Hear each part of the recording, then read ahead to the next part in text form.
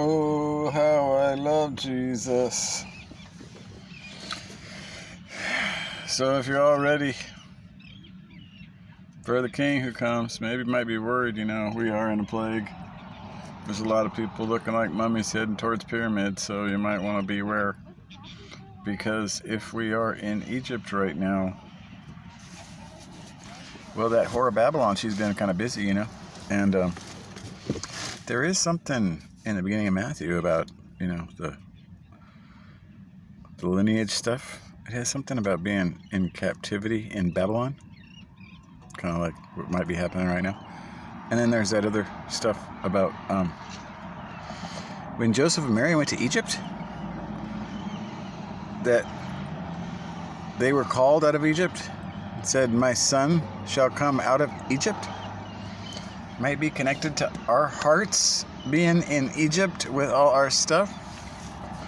So if you're a little nervous about how really redeemed you are on the Chargers, before Passover comes, you might think about a couple things like, hey, campgrounds, I don't know if they're full everywhere, but hey, I'd be filling them up because it'd be good to get out of a pyramid during the Passover, I would think.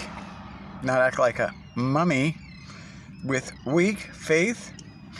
And if you're worried about how much blood you got on your hearts, maybe you should give some money away if you've got too much in the bank when he comes, So he won't say, "Why were you trusting this when I told you to just ask for your daily bread, not your yearly safe zone emergency fund from who?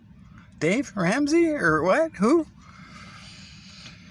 So it might be good to think about these things, because since this Passover is coming, we've been lied to for so many ways, and nobody's got a pure heart.